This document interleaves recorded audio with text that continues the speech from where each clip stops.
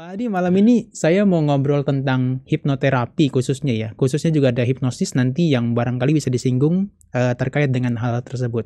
Dan nggak lupa juga kita karena topiknya adalah mindfulness, maka nanti kita cari korelasinya ya. Nanti Pak Adi bisa berikan perspektifnya tentang mindfulness.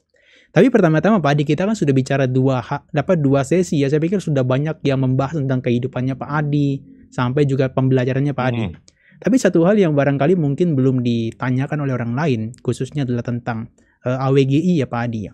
Itu kan saya baca di salah satu artikelnya Pak Adi, bahwasanya ada 3 mazhab ya di Amerika itu terkait dengan pembelajaran hipnoterapi ya, seperti yang Pak Adi geluti. Ada pantai timur Amerika dan pantai barat Amerika, dan satu lagi adalah eclectic integrative.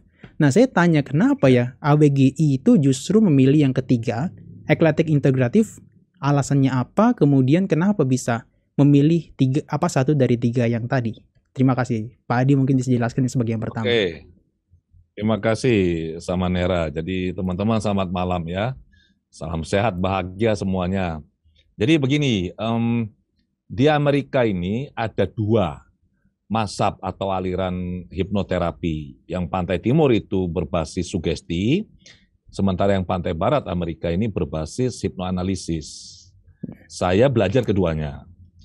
Dalam keseharian praktiknya saya menggunakan yang dominan teknik berbasis hipnoanalisis dari pantai barat Amerika. Seiring waktu berjalan, sejalan dengan perkembangan, pengetahuan, pengalaman saya di bidang hipnoterapi, dan juga di bidang-bidang lain yang saya sebenarnya sangat suka, cuma saya jarang sekali bicarakan ini di publik ya. Saya akhirnya, dan juga berdasarkan input informasi dari para hipnoterapis AWGI, saya akhirnya melakukan sebuah pendekatan yang agak berbeda. Jadi misalnya nih, saya belajar mengenai energy healing, saya belajar mengenai medan morfik, saya belajar mengenai pure awareness, saya belajar mengenai terapi berbasis meridian, kemudian terapi berbasis titik-titik akupunktur. Hal-hal seperti ini yang inline dengan apa yang kami lakukan, itu saya integrasikan ke dalam hipnoterapi. Maka saya menyebut ini sebagai eclectic integratif. Eclectic berarti diambil yang terbaik. Yang inline ya, yang inline. Ada banyak yang baik tetapi tidak inline dengan apa yang kami lakukan, itu saya tidak integrasikan. Jadi kalau dibandingkan dengan yang saya pelajari dulu di Amerika tahun 10 tahun yang lalu ya, pada saat saya ke sana mengambil sertifikasi sebagai Certified Clinical Hypnotherapist, itu 300 jam tatap muka itu, setara 6 semester kuliah itu sudah beda sekali. Jadi yang kami lakukan sekarang ini, khususnya di Indonesia, di AWGI ini kami menamakan itu sebagai mazhab eclectic integratif. Demikian. Oke, berarti memang itu adalah Pak Adi pelajari semua ya, 1 dan 2 ya, yang barat maupun timur itu dipelajari, dan sehingga mendapatkan sebuah teknik yang integratif ya Pak Adi. Ya, jadi gini, pantai timur, ya saya pelajari, bisa dipraktikkan, tapi lebih banyak kami menggunakan yang aliran pantai barat. Jadi perlu mencari, menemukan, kemudian memproses akar masalah. Karena logikanya simpel ya. Tidak mungkin ada akibat tanpa sebab. Itu tidak mungkin. Tidak mungkin ada asap kalau tidak ada apinya. Demikian kan? Jadi kalau ada asap, yaitu simptom yang dialami oleh klien atau individu, pasti ada akar masalahnya. Itu pasti itu. Nah, kami mencari, menemukan akar masalah menggunakan teknik-teknik hipnoanalisis. Di samping itu, saya mengintegrasikan, memasukkan ke dalam protokol hipnoterapi yang saya kembangkan ini hal-hal yang lain. Jadi, yaitu disebut dengan eclectic dan integratif. Oke. Apa ada hubungannya dengan tahan lamanya, Pak Adi? Karena mungkin kalau berbasis sugesti, kemudian itu kan nggak tahan lama ya, hanya beberapa waktu. Apakah yang integratif ini, katakanlah yang eclectic tadi, integratif ini bisa bertahan lebih lama dibandingkan kedua yang lainnya itu? Begini, sebenarnya apakah terapi berbasis sugesti itu bisa memberikan dampak yang bagus? Oh bisa, sangat bisa. Tinggal kita harus lihat, bagaimanapun kan setiap teknik itu ada keunggulan dan ada keterbatasan.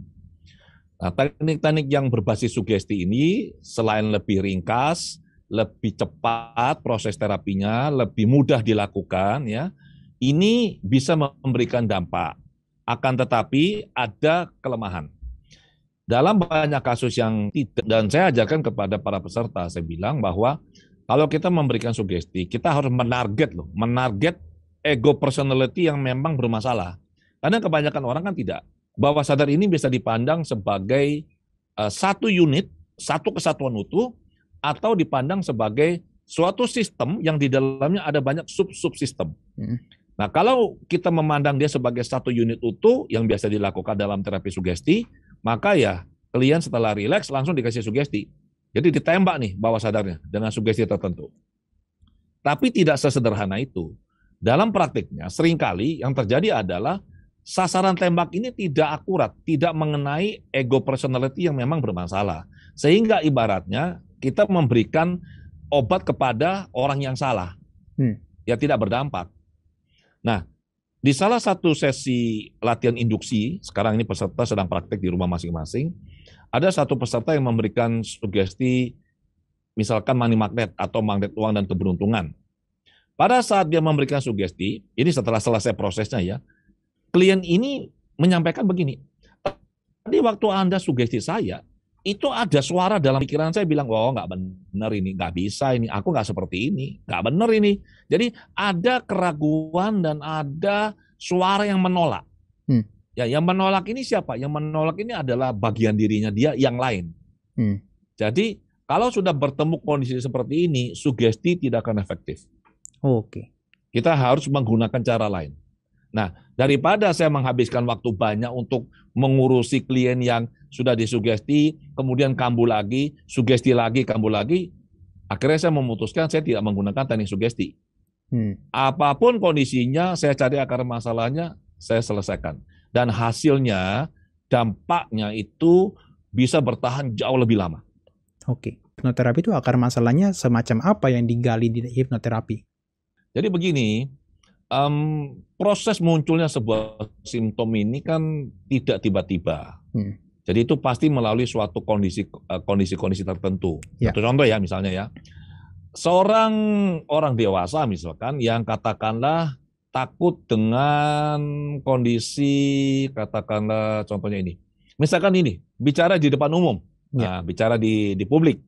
Kan ada nih, begitu diminta maju, waduh, udah keringetan, begitu kan, jantung berdebar-debar, napas memburu, kemudian pandangan mulai kabur, keringat dingin keluar. Pokoknya kalau sudah diminta bicara di depan umum, baru berpikir untuk bicara di depan umum, ini semua gejala-gejala fisik sudah keluar. Lidahnya keluh katanya, tidak bisa, mau bicara, tidak bisa. Kalau kita berpikir secara rasional, ya, ini kan tidak mungkin. Ini katakanlah seorang dewasa, ini adalah katakanlah pimpinan. Tetapi kalau dia diminta bicara di depan anak buahnya loh, atau teman-temannya, itu tidak nyaman dia. Maka dalam proses terapi, kami hipnoterapis perlu mencari tahu, ini sumbernya dari mana. Nah, biasanya dari pengalaman kami ya, ada terjadi sesuatu pada si individu ini, klien ini, biasanya loh, itu dalam rentang waktu antara 0 sampai 10 tahun. Biasanya di situ masalahnya. Entah misalkan dulu waktu kecil dia pernah maju di depan kelas, katakanlah kelas 1 SD, kelas 2 atau TKB, kemudian diminta nyanyi atau apalah, dan dia lupa syairnya, dia lupa liriknya, kemudian dia ditertawakan, atau dia diolok-olok. Ada perasaan tidak nyaman, ada perasaan malu, dan ini ada di bawah sadar. Dan sesuai fungsi proteksi pikiran bawah sadar, yaitu fungsi untuk melindungi individu dari hal-hal yang dia itu pikiran bawah sadar, pikir, rasa, yakin, asumsikan, persepsikan, akan merugikan atau akan bisa mempengaruhi kesejahteraan individu, baik secara fisik, emosi maupun mental, maka si bawah sadar ini akan memunculkan simptom. Individu yang dewasa biasa sudah tidak ingat lagi kalau dulu pernah mengalami seperti ini. Tapi bawah sadarnya tetap ingat. Jadi pada saat dia mau tampil di depan umum, bawah sadarnya kan tidak bilang begini, kamu jangan tampil ya, nanti kamu akan malu seperti dulu. Enggak. Bawah sadar memunculkan simptom berupa apa? Perasaan tidak enak. Pasti ada perasaan tidak nyaman, itu pasti. Setelah perasaan tidak nyamannya muncul, respon fisiknya mengikuti. Nah, kami mencari itu. Jadi kalau orang bilang, biarlah waktu yang akan menyembuhkan luka, itu enggak mungkin, itu enggak masuk akal. Ya, Pak Adi sih mau bicara tentang hipnosis terlebih dulu. Barangkali Pak Adi bisa berikan satu, katakanlah, definisi tentang hipnosis kepada kita, sehingga kita bisa paham apa yang dimaksud dengan hipnosis, dan nanti juga bisa nyambung kepada hipnoterapi. Yang saya mau luruskan dulu adalah, biasanya orang rancu antara hipnosis dan hipnotis. Oke. Ya, hipnosis ini ilmunya. Hipnotis ini orangnya yang melakukan hipnosis. Biasanya hipnotis ini dia melakukan hipnosis untuk pertunjukan, ya, untuk lucu-lucuan. Itu namanya stage hipnosis, ya. Sementara kalau kami yang melakukan terapi, kami disebut sebagai hipnoterapis. Nah, sekarang hipnosis ini apa? Hipnosis ini adalah kondisi kesadaran bercirikan pikiran sadar rileks. Fungsi kritis logis menurun, sehingga pikiran bawah sadar menjadi sangat reseptif untuk bisa menerima sugesti-sugesti yang diberikan, pesan-pesan mental yang diberikan kepadanya. Itu adalah definisi dari saya. Kalau definisi dari Departemen Pendidikan Amerika, yaitu hipnosis adalah penembusan faktor kritis dari pikiran sadar dan diikuti dengan diterimanya sugesti atau bentuk pemikiran tertentu. Jadi intinya adalah kalau kita bicara hipnosis, itu adalah kondisi kesadaran dan tidak ada urusannya dengan kondisi fisik sebenarnya. Oke. Ini yang banyak orang salah paham, ya. Jadi mereka berpikir kalau dalam kondisi hipnosis itu orang harus kondisi fisiknya rileks seperti yang di TV itu loh, kayak model tertidur. Enggak. Orang dalam kondisi sadar, fisiknya aktif, selama pikirannya rileks, maka dia ada dalam kondisi hipnosis. Contoh, saya yakin teman-teman pasti pernah mengalami waktu katakanlah cari kunci, cari kacamata, cari barang, bolpen yang ada di depan tapi dicari. Mana ini kacamata? Kacamata tuh di atas sini loh, di atas sini kan.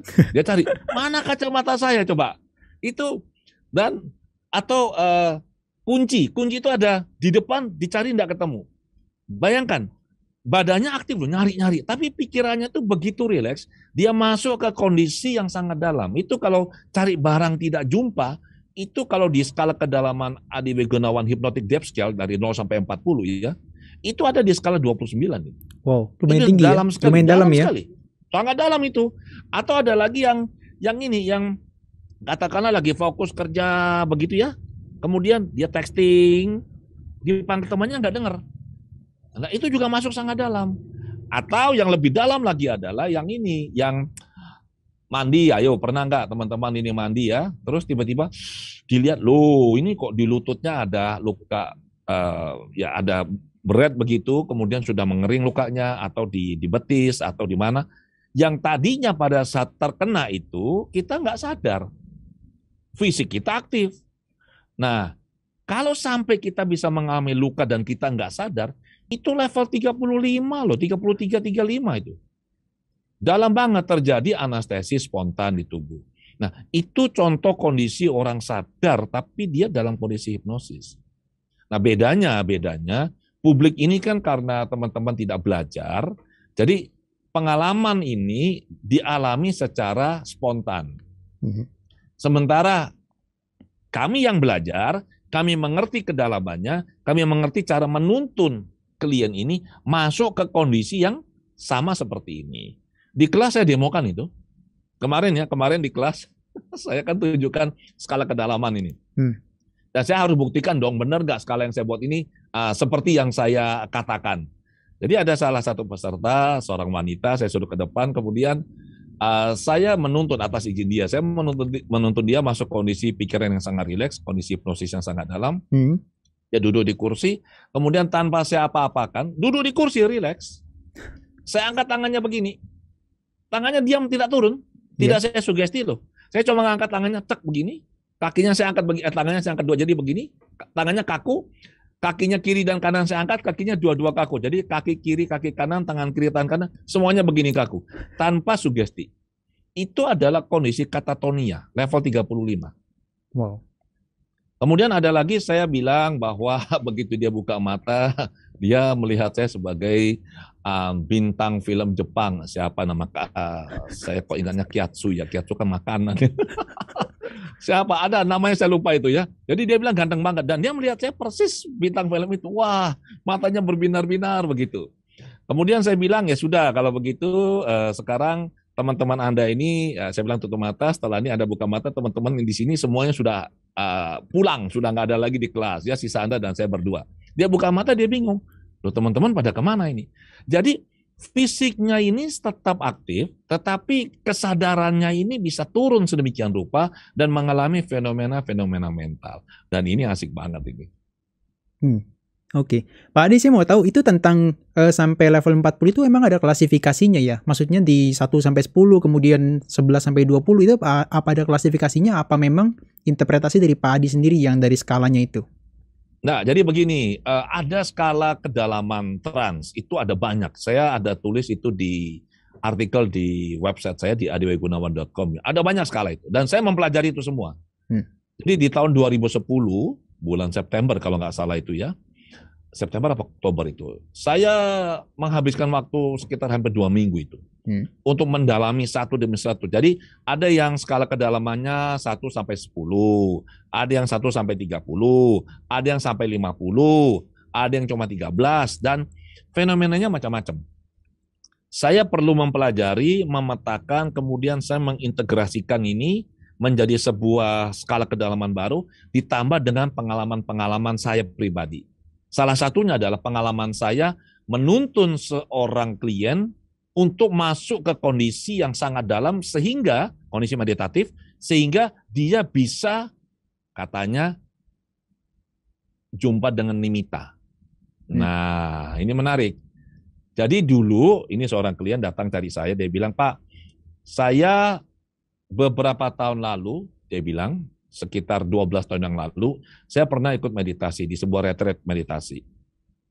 Dan dalam retreat itu, saya akhirnya bisa berjumpa dengan nimitta. Saya bilang, yang ada masukan nimittanya apa? Dia bilang, itu loh Pak, saya kan tutup mata dan di depan saya ini ada sebuah kayak kristal, bening, bersih, saya sangat, wah pokoknya luar biasa, di depan kepala saya ini. Saya bisa melihat dan menemukan. Saya bilang, oke, terus apa yang terjadi? Nah, setelah itu saya mau kembali lagi nggak bisa, Pak. Oh, kembali ke kondisi tahun, itu ya? Pak. Kembali ke kondisi 12 itu ya? 12 tahun. Kenapa? Kembali ke kondisi tadi yang lihat kristal tadi ya? Ya, dia bilang saya 12 tahun, Pak. 12 tahun every single day, day in, day out. Saya berusaha keras untuk kembali ke sana, nggak bisa. Saya bilang, ya jelas nggak bisa, Pak. Loh, kok begitu? Karena Anda berusaha keras, itu nggak boleh. Ya. Meditasi itu bicara soal pelepasan, Pak. Bukan Anda melekat ke situ. Makin Anda nafsu, makin nggak bisa. Nah, dia tanya begini, kalau begitu Pak Adi bisa nggak nuntun saya kembali ke kondisi itu? Saya bilang, mudah. Bisa saya bilang. Kok yakin Pak? Loh gimana nggak yakin? Semua itu ada memorinya di bawah sadar Anda. Sekali Anda pernah jumpa kondisi ini, pernah masuk kondisi ini, saya bisa tuntun Anda kembali ke kondisi yang sama. Logikanya simple, datanya ada di bawah sadar Anda. Jadi dia datang ke saya itu bukan untuk terapi, untuk konsultasi, tapi khusus untuk minta dituntun masuk ke kondisi yang sama. Yang saya lakukan apa? Saya tuntun dia. Nah, di situ saya mendapatkan hal-hal yang tidak ada di literatur. Jadi, oh ternyata dia sampai, dia bilang, Pak badan saya berat. Oke, saya tahu dia di kondisi sekian, level sekian saya tahu nih. Saya sekarang nih mulai merasakan badan saya ini tidak lagi, kaki saya hilang Pak, nggak terasa. Oke, saya catat. Loh sekarang nih badan saya semua nggak terasa Pak. Oke, saya catat. Berarti kan dia masuk makin dalam nih. Tiba-tiba dia bilang, nah ketemu. Dia bilang, ketemu apa? Itu muncul. Saya bilang, serius Pak, muncul persis Pak. Nah nih bening, aduh saya senang sekali. Saya bilang, ya Anda nikmati, Anda lihat, ada fokus ya.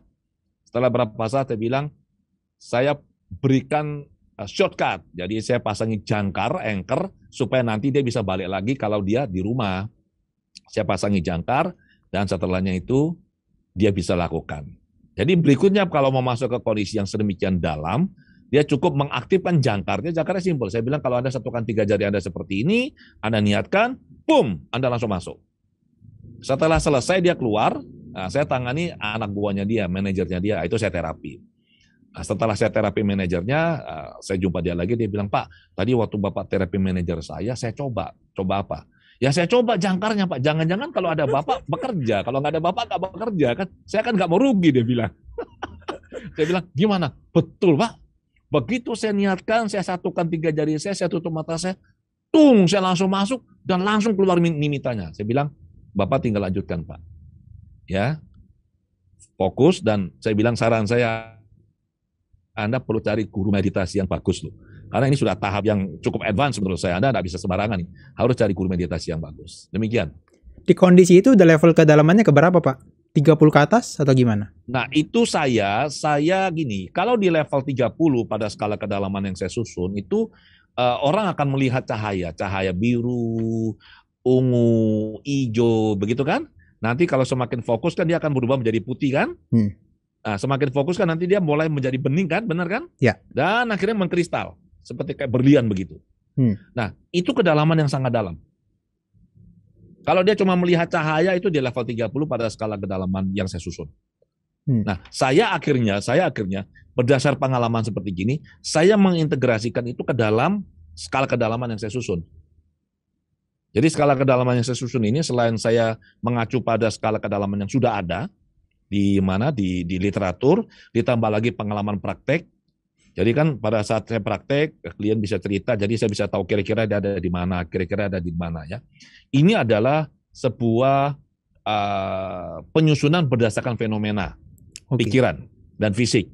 Sebenarnya ada satu lagi yang saya sangat dambakan suatu saat bisa dilakukan adalah kita bisa mengukur gelombang otaknya dengan mesin EEG. Bukannya udah ada, Pak? Bukannya udah ada ya? Bukannya udah ada pakai MR itu? Lain, beda. Jadi itu harus dengan alat khusus, sama-sama mesin EEG tapi alat yang khusus. Saya kapan hari itu sempat hampir mau belajar ke Amerika, akhirnya saya urungkan satu waktu, kedua mahal. Itu sekali belajar, terbang ke sana, biaya workshopnya, plus mesin EEG khususnya, ditambah laptopnya harus yang khusus ya. Itu yang VGA card-nya itu harus yang benar-benar ampuh itu, karena dia dalam satu waktu bersamaan itu harus bisa menampilkan 24 channel, grafik 24 channel itu. Jadi itu harganya, belajarnya itu semua itu setara dengan harga satu kijang Innova. Jadi saya pikir nanti dulu lah, cari waktu yang lain lagi. Oke. Pak Adi, ini kan tadi kita bicara tentang kesadaran ya, bawah sadar dan sebagainya. Saya ada baca tentang artikelnya Pak Adi, itu adalah terkait dengan komponen kesadaran. Ternyata kesadaran kita tuh punya komponen ya Pak Adi ya. Saya baca ada energinya, kemudian ada strukturnya, kemudian ada kondisi kesadarannya atau state of consciousness-nya, sampai kepada isi kesadarannya. Itu barangkali boleh dijelaskan Pak Adi. Apa hubungannya dengan awareness nantinya? Oke, jadi kalau kita bicara kesadaran ya, jadi tidak sesederhana yang selama ini kita pikirkan bahwa kesadaran ya kesadaran, tidak. Agak susah kalau dalam bahasa Indonesia ya. Kalau dalam bahasa Inggris ini lebih mudah. Jadi ada yang namanya awareness. Ya. Ada yang namanya consciousness. Kalau diterjemahkan kan sama-sama kesadaran, benar nggak? Iya. Jadi ada awareness, ada consciousness, ada state of consciousness, ada content of consciousness, ada yang namanya generalized reality orientation, ada attention, ada concentration, ada mindfulness, ada energy, ada structure. Jadi saya kumpulkan dari berbagai literatur dan juga dari pemahaman saya di bidang hipnoterapi. Akhirnya ada 10 yang saya tulis di artikel itu, memang tidak selengkap yang saya sampaikan barusan. Jadi ada awareness. Jadi mudahnya begini teman-teman. Kita berada di dalam sebuah ruangan yang gelap. Tidak ada lampu. Tapi kita bisa merasakan atau menyadari ini ada sesuatu di sana, ada sesuatu di sana. Mengerti maksud saya ya? Iya. Kita bisa merasakan ini. Nah, radar kesadaran ini awareness. Jadi kita tahu, oh di sini ada sesuatu. Di situ saya bisa merasakan ada sesuatu. Itu awareness-nya kita. Kemudian kita pegang center misalkan. Bahasa Inggrisnya itu sentolop. Nah, kita pegang center. Di ruangan yang sangat gelap ini, begitu kita center, kita nyalakan, menyorot satu wilayah yang spesifik, ya, itu berarti kita conscious. Oke. Tiba-tiba, oh, itu ada sesuatu. Kita langsung, kita conscious, kita sadar, ini ada sesuatu di sini. Kemudian pada saat itu Bagaimana kondisi kesadaran kita? Apakah kita senang, apakah kita kaget, atau kita biasa-biasa saja, ya? Terus bagaimana dengan konten kesadaran kita? Apa yang muncul di pikiran kita setelah kita mengamati ada sesuatu di situ? Pada saat kita sudah tahu ada sesuatu, tentu saja kan kita akan memberikan perhatian, benar nggak? Ya. Saat itu adalah kita masuk ke yang namanya attention. Jadi kita conscious, kemudian kita, oh, saya perhatikan itu. Itu attention. Semakin kita fokus, itu namanya concentration. Kemudian pada saat kita melihat objek, kita menyadari objeknya, kita menyadari apa yang di pikiran kita menyadari apa yang kita rasakan, kita mindful. Ya. Nah, tentu saja untuk ini kita butuh energi. Karena untuk bisa mempertahankan kesadaran, menjaga kondisi kesadaran ini butuh energi. Nah, seperti itu kurang lebihnya. So, how about the structure, Pak Adi? Gimana tentang struktur itu? Nah, struktur itu dipengaruhi oleh pengalaman kita sebelumnya. Jadi, pada saat kita melihat sesuatu, kita kan tidak kosongan, benar nggak? Pasti sudah punya data sebelumnya, kan? Jadi, sudah punya struktur pemikiran tertentu mengenai sesuatu. Dan ini ada di bawah sadar semuanya. Oh, itu namanya prior knowledge ya, Pak Adi ya bilangnya? Bisa dibilang begitu. Oke, berarti semua itu terintegrasi jadi satu dan jadi disebut sebagai kesadaran gitu ya? Ya, dan itu berlangsung sangat cepat. Cepat yang luar biasa. Jadi, begitu kita jumpa sesuatu, ini langsung bermain semuanya dengan sangat cepat. Seperti kita ketahui ya, bawah sadar itu kecepatan pemrosesan datanya itu 40 juta bit informasi per detik. 40 juta ya? Ya, pikiran sadar cuma 40. 1 banding 1 juta ya? 1 banding 1 juta. Makanya luar biasa. Tapi kalau di Abhidhamma dijelaskan kan 1 pangkat 12 ya Pak Adi ya? 10 pangkat 12, sorry. Waduh, kalau sudah bicara Abhidhamma, itu adalah mbah-mbahnya ilmu pikiran. Jadi banyak sekali, saya harus sampaikan di sini, banyak sekali hal-hal yang saya belum bisa temukan jawabannya di literatur barat yang saya pelajari, saya larikan ke Abhidhamma, selalu terjawab, selalu. Dan di Abhidhamma itu kan detail banget, benar nggak? Proses betul. Melihat saja nggak langsung melihat. Bagaimana? Harus ada 4 faktor, begitu kan? Harus, jadi gini, harus ada apa? Objeknya, harus ada cahayanya, harus ada niat untuk melihat, kemudian harus ada landasan matanya atau objek untuk melihatnya ini, alat untuk melihat ini harus bagus. Belum lagi nanti kita bicara proses kesadaran untuk melihat. Itu mah luar biasa itu. Itu menarik gitu. Semua ada faktor-faktor yang mendukungnya ya. Tadi ada manasikaranya, ada cahayanya, ada matanya, dan ada sensitivitas mata loh. Jadi matanya bukan hanya sekedar landasan tapi sensitif ya. Ya, retinanya dan kesadarannya penting. Kesadarannya penting. Mengapa? Seperti yang saya tunjukkan, saya ceritakan tadi pada salah satu peserta ini, matanya sehat. Ya, landasan matanya, sarafnya, korneanya, retinanya sehat, normal. Dia bisa melihat kok. Tetapi pada saat saya mempengaruhi kesadaran matanya, yang harusnya dia melihat saya, berubah menjadi dia melihat suaminya loh. Makanya saya bilang, kamu buka mata, kamu lihat saya sebagai suamimu. Dia buka mata, dia bilang, loh, kamu ngapain ke sini? Saya bilang, saya pura-pura jadi suaminya. Saya bilang, loh, saya kan mau ikut kelas Pak Adi, ini kelasnya bagus. Istrinya bilang gini, loh tapi kan kamu nggak bayar. Jujur banget dia. Nah, itu contoh bagaimana kesadaran mata itu kita pengaruhi. Padahal yang lainnya semuanya tuh bagus. Niat melihatnya ada, landasan matanya itu ada, bagus ya. Kemudian ada cahaya, ada niat, tetapi kesadaran yang kita pengaruhi, maka dampaknya juga berbeda. Termasuk orang-orang tadi yang kena anestesi dari dirinya sendiri ya Pak Adi ya. Kesadarannya nggak hadir di saat itu ya, hanya tubuhnya aja yang aktif ya? Ya, jadi anestesi mental itu, secara mental itu sebenarnya nggak sulit. Itu kita bisa lakukan sendiri. Jadi kalau kita bisa katakanlah mengalami terluka begitu, tapi kita tidak merasakan, dan ini terjadi secara spontan, maka kalau kita tahu caranya, kita bisa masuk ke kondisi kesadaran itu, dan kita mengalami fenomena yang persis sama. Di video itu ada sahabat saya dan juga guru saya, Dr. John Butler dari Inggris. Itu teman-teman bisa lihat di YouTube, judulnya adalah Hypnotic Surgery. Jadi bagaimana dia menghipnosis dirinya sendiri masuk kondisi anestesi mental, kemudian dokter mengoperasi, dia operasi hernia ya, tanpa obat bius. Dan saya bilang, waduh kalau begini dia hemat 30%, tidak perlu bayar dokter anestesi dia.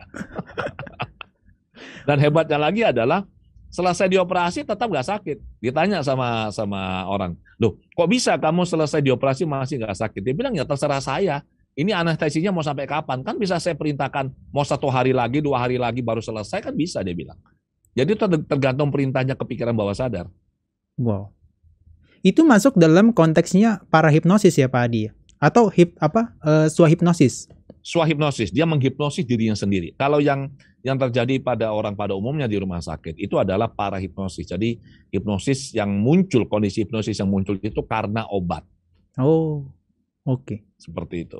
Tapi kerjanya itu boleh dibilang tahan lama yang swahipnosis atau yang parahipnosis Pak Adi?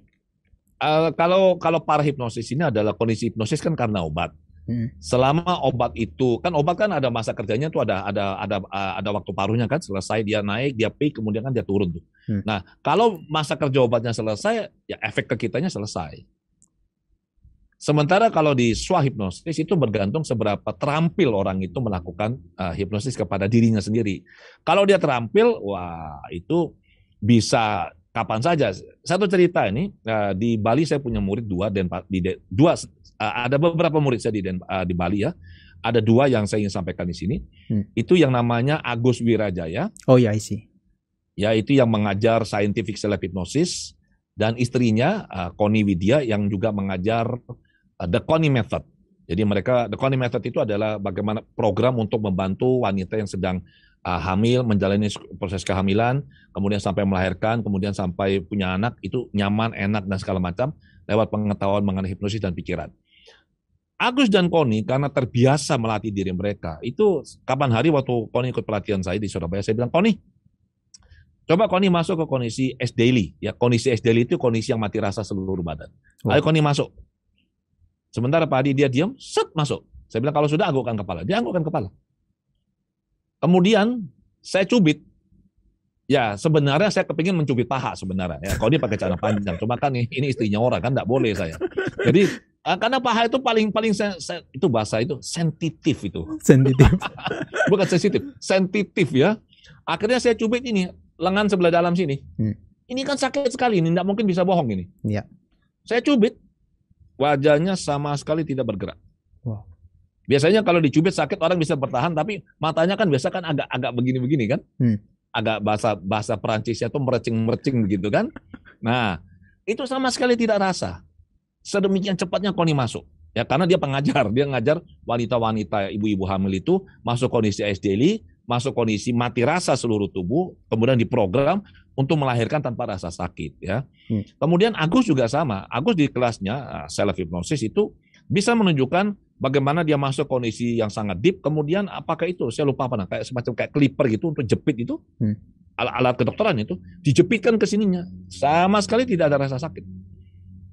Nah kalau kita terampil melakukan ini ya sama dengan meditasi lah. Kalau kita sudah terampil maka kita bisa masuk kondisi ini dengan cepat, mudah, dan tinggal mau berapa lama kita ada di sana. Demikian. Wow, keren ya.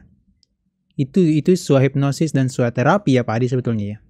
Ya sebenarnya itu, dan mudah dipelajari sebenarnya, asalkan diajarkan oleh orang yang memang kompeten di bidangnya ya.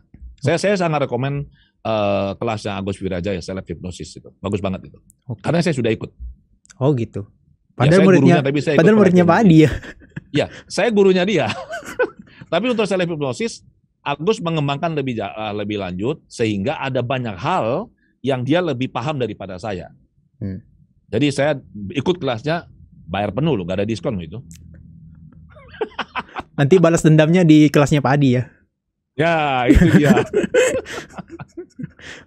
Oke, Pak Adi tadi ada ngomong ya tentang orientasi untuk katakanlah hipnosis, kemudian juga daripada beberapa intervensi tertentu. Itu orientasinya untuk mengatasi berbagai macam akar masalah. Atau kalau saya bilang boleh analgesia ya Pak Adi, analgesik sifatnya. Untuk mengatasi rasa sakit dan sifat. Bukan. Bukan analgesik. Jadi begini, saya kasih satu contoh misalkan. Ini baru-baru kejadian ini ya. Saya tulis di Facebook saya ini. Jadi seorang ibu ini dia mengalami kondisi kesehatan kurang baik. Jadi kondisi yang disebut dengan nasofaring karsinoma. Jadi ada kanker nasofaring. Dan ini kan harus di radioterapi, di radiasi. Jadi kalau dia pasang topeng itu kan untuk mengamankan wajahnya, kan yang disinar itu kan daerah leher. Itu dia ketakutan luar biasa. Oh. Nah, itu saya bantu hilangkan takutnya. Hmm. Jadi kalau ada seseorang misalkan mudah sedih misalkan, kenapa dia mudah sedih? Terjadi sesuatu dong. Kemudian kita hilangkan penyebabnya, ya mudah sedihnya akan otomatis berhenti. Misalkan yang paling mudah ya. Kalau ada orang yang takut sama katakanlah sama jarum suntik misalkan. Kalau dia takut sama jarum suntik, begitu dia jarum suntik, dia kan pasti panik luar biasa. Kalau kalau ini terapi sifatnya hanya analgesik, hanya untuk katakanlah meredakan saja, itu kan tidak menyembuhkan. Okay. Nanti dia bisa kabur lagi. Tapi targetnya kita adalah pada saat dia sudah diproses, maka ketakutan ini hilang. Terhadap jarum suntik loh ya. Tapi ketakutan, emosi takut ini tidak mungkin bisa hilang. Karena itu emosi dasar. Takut, marah, cinta, itu adalah emosi dasar dan tidak mungkin bisa hilang dalam diri kita. Kecuali kalau kita seseorang ini sudah mencapai pencerahan, itu akan padam semuanya. Selama belum mencapai pencerahan, dia takut terhadap jarum suntik hilang. Tapi kan nanti bisa muncul takut lagi terhadap yang lain kan. Dia bisa saja takut terhadap sesuatu, ya takut terhadap apa begitu. Jadi emosi dasar takut tetap ada. Oke.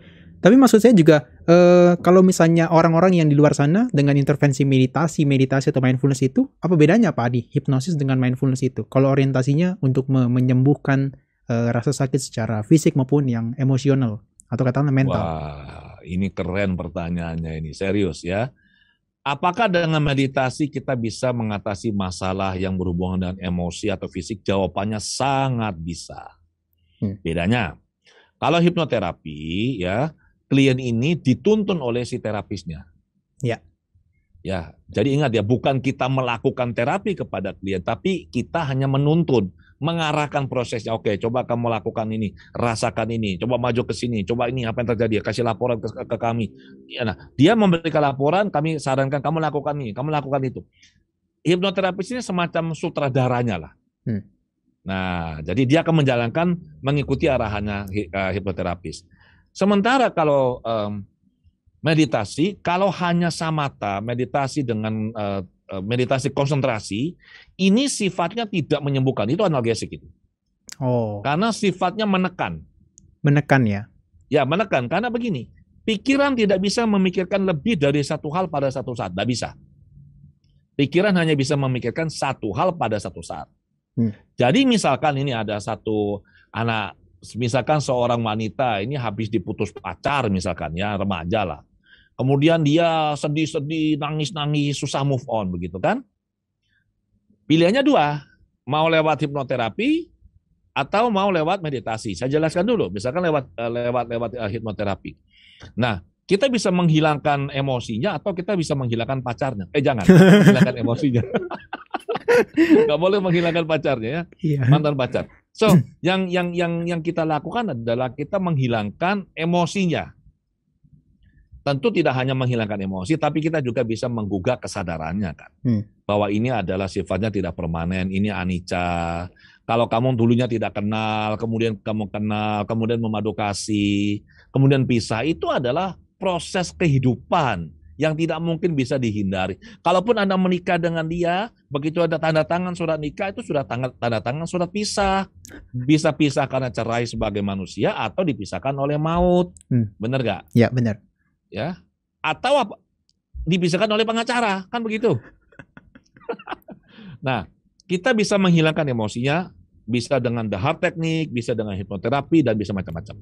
Sekarang bagaimana dengan meditasi? Bila dia menggunakan teknik samatha, teknik pemusatan perhatian, dia fokus misalkan hanya pada satu objek.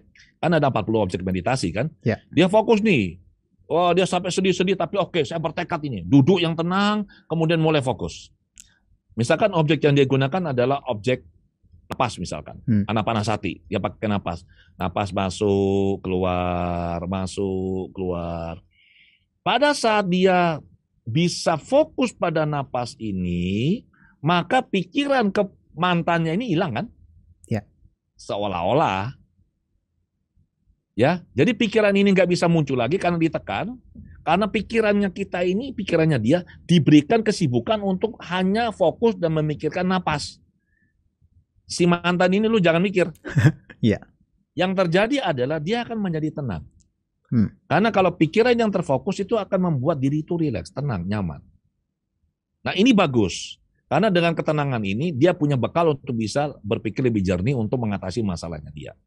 Tapi kalau misalkan dia tidak cukup kuat ya, misalkan dampak dari efek dari meditasi sama matanya belum benar-benar kuat, nanti setelah dia beberapa saat setelah meditasi itu nanti mulai galau lagi nih, aduh muncul lagi nih perasaan gak nyamannya ini. Itu satu. Ya. Solusinya adalah sebenarnya dengan vipassana sebenarnya, meditasi dengan mindfulness. Jadi begini, setelah dia tenang, dia rileks, dia sudah fokusnya kuat, kemudian misalkan tiba-tiba muncul ini pengalaman dia dengan pacarnya, itu kan dia hanya mengamati, menyadari saja. Dia hanya mencatat di batin, oke, ada pengalaman ini. Dia tidak memberikan label, dia tidak memberikan penilaian, dia tidak berusaha mengubah pengalaman itu, hanya menyadari. Itu kan mindfulness. Ya. Jadi dengan dia hanya menyadari, bentuk pikiran ini muncul, kemudian pasti padam dong. Kan tidak mungkin selamanya akan muncul. Sesuai dengan hukum itu kan setelah dia muncul, bertahan, dia pasti padam. Setiap kali dia muncul, bertahan, padam, dan tidak diintervensi dalam bentuk apapun, hanya disadari, ini yang hebatnya, ini luar biasanya, vipassana. Maka kekuatan, cengkeraman memori dan emosi atau energi dari pengalaman ini, itu mulai berkurang. Nanti dia muncul lagi, diamati saja, itu akan mulai berkurang. Makin lama, makin berkurang, hingga akhirnya pada suatu saat nanti, begitu memori itu muncul, dia lihat, biasa, udah ada apa-apa, sudah. Maka dia sembuh.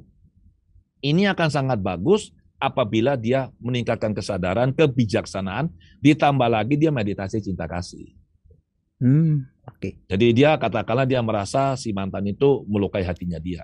Tapi dia melatih meditasi cinta kasih, metta bhavana, kemudian dia mengirimkan metta kepada si mantannya. Semoga kamu bahagia, semoga kamu bahagia. Ya dengan kehidupan kamu lah. Ya. Dengan dia mengirimkan metta itu, sebenarnya dia melakukan healing pada dirinya sendiri. Karena vibrasi energi dari cinta kasih itu sangat tinggi. Demikian. Oke. Jadi beda itu ya. Beda ya. Tapi bagaimanapun orang masih melihatnya itu tampak sama ya, karena kan dia kan tenang dan pasif ya kedua-duanya ya Pak Adi. Baik si hipnosis maupun meditasi. Nah tapi ya kayaknya ada sisi berbedanya mungkin Pak Adi, itu bisa dijelaskan. Kondisinya memang sama ya. Jadi begini, tadi saya sudah sampaikan bahwa kalau dalam proses hipnoterapi, pikiran si klien ini dituntun. Jadi, tapi klien tetap sadar loh. Jadi gini, kondisi hipnosis ini orangnya tetap sadar sesadar-sadarnya. Dia sadar sesadar-sadarnya, ada tetapinya. Karena dia percaya sama si terapis, dia pasrah. Maka faktor kritisnya, yang biasanya ini ada apa sih? Benar nggak nih? Ada apa sih? Terus faktor kritis yang terus mempertanyakan, terus melakukan analisa, itu diturunkan. Oke. Katakanlah biasanya aktifnya 0 sampai 10, 10. Sekarang dia turun sisa 3, tapi tetap ada. Ya. Nah, dan nanti prosesnya akan diarahkan oleh si terapis. Sementara dalam proses meditasi itu semua diarahkan oleh diri sendiri. Oke. Dalam proses hipnoterapi, klien bisa masuk ke kondisi yang sangat dalam. Karena dia diarahkan. Jadi dia sudah rileks, tetap sadar, tapi pikirannya sudah begitu rileks, dia tinggal mengikuti arahan dari si terapis. Kalau lewat meditasi, tidak bisa terlalu dalam. Soalnya kalau dia sudah terlalu deep, terlalu dalam, ya itu nanti pikir, atau dia terlalu fokus, terlalu kuat konsentrasinya, itu pikiran itu karena betanya sangat sedikit, itu nanti susah berpikir dia. Dia tercerap pada objek. Iya. Ya kalau dia terlalu kuat tercerap, itu sulit. Maka dia harus tidak boleh terlalu dalam. Dan dari pengalaman, kalau dia terlalu dalam, itu akhirnya karena betanya itu sudah sangat minim, itu nanti konten kesadaran. Jadi misalkan kalau naik nih, memori naik, itu sudah nggak bisa disadari lagi karena betanya sudah terlalu sedikit. Oke. Seperti itu. Itulah kenapa alasannya kalau orang dalam jana, konsentrasi yang sangat dalam, dia nggak bisa bicaranya aktif untuk mengamati, katakanlah content of awareness tadi ya, content of consciousness tadi ya Pak Adi ya. Nggak bisa, dia harus keluar dari jana. Oke, saya paham. Jadi kondisi kesadarannya itu adalah tingkatan konsentrasinya berbeda ya. Kalau misalnya mau mengamati kontennya, itu harus keluar dari kondisi yang mendalam itu ya. Ya, karena semakin tercerap pada objek, semakin minim betanya. Ya, dia tetap sadar, tapi betanya sangat minim. Nah, karena betanya minim, itu kan beta pikiran sadar sebenarnya. Karena betanya minim, konten dari bawah sadar pada saat naik, konten kesadarannya naik, itu udah bisa masuk ke beta. Jadi dia turun lagi dia. Oke, ya. Ya Pak Adi, Nah, sebelum saya singgung tentang meditasi dan mindfulness perbedaannya apa, tapi saya mau tanya dulu, sebenarnya hipnoterapi itu adalah kumpulan teknik-teknik ya sebetulnya Pak Adi ya. Beberapa teknik diintegrasikan dari hipnosis dan seterusnya, sehingga dikatakan sebagai hipnoterapi, betul nggak seperti itu Pak Adi? jadi begini, hipnoterapi itu kan terdiri dari dua kata, hipnosis dan terapi. Iya. Hipnosis adalah kondisi kesadaran bercirikan pikiran sadar rileks, fungsi kritis pikiran sadar menurun, sehingga pikiran bawah sadar reseptif menerima pesan-pesan mental baik dalam bentuk verbal maupun visual untuk bisa dipahami, diterima, dan dijalankan. Ini adalah kondisi hipnosis. Nah, sementara untuk terapi mau pakai teknik apa saja silakan. Orang dalam kondisi hipnosis yang sangat dalam, kemudian dia dibacakan kitab suci, ayat suci, itu hipnoterapi. Karena definisinya adalah hipnosis plus terapi. Dia masuk kondisi hipnosis, kemudian dia katakanlah membayangkan sesuatu hal yang membuat dia bahagia, itu hipnoterapi. Karena hipnosis plus terapi, tapi sugestinya berupa pengalaman ini, visual. Jadi tekniknya bisa apa saja, asalkan kalau itu dilakukan dalam kondisi hipnosis, itu by definition adalah hipnoterapi. Oke. Ya Pak Adi, untuk terkait dengan hipnoterapi tadi kan pasti nanti ada hubungannya dengan mindfulness ya. Tapi kita bahas dulu mindfulness. Ini kan mindfulness nih yang di barat ya khususnya. Ini berkembang secara eksponensial loh setahu saya ya. Dari beberapa meta-analisis yang dari jurnal-jurnal artikel yang saya baca, itu mereka adalah untuk mereduksi berkaitan dengan stres, depresi, apalagi kemarin ketika masa COVID, begitu banyak meningkat ya. Tentang penulisan jurnal ilmiah terkait dengan hal tersebut. Nah itu bagi Pak Adi sendiri pandangannya gimana tuh? Apabila mindfulness atau dikatakanlah meditasi, itu justru digunakan untuk intervensi seperti itu. Bagaimana menurut Pak Adi? Jadi begini, mindfulness ini sesuatu sebenarnya hal yang sangat kunci ya. Kalau orang mindful, hidupnya kan enak. Tapi masalahnya orang itu tidak mindful, mereka mindful. Jadi mainnya itu full. Mikir banyak hal dalam suatu saat, itu akan membuat mereka susah. Kenapa orang ini hidupnya menderita? Karena mereka tidak aware, tidak mindful dengan apa yang terjadi di pikiran atau di batinnya. Satu contoh nih, misalkan, dengar pada saat COVID kemarin ini, dengar ada temannya yang kena COVID dan meninggal. Baru dengar meninggal langsung, dok, wah sudah kacau, pikiran kacau, tidak enak, makan susah, tidur susah ya. Akibatnya stres-stres sendiri.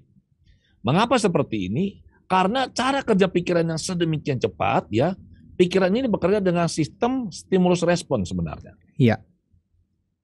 Seperti conditioningnya si Pavlov itu. Pavlov, yes. Ya, jadi kalau ada A akan langsung muncul B.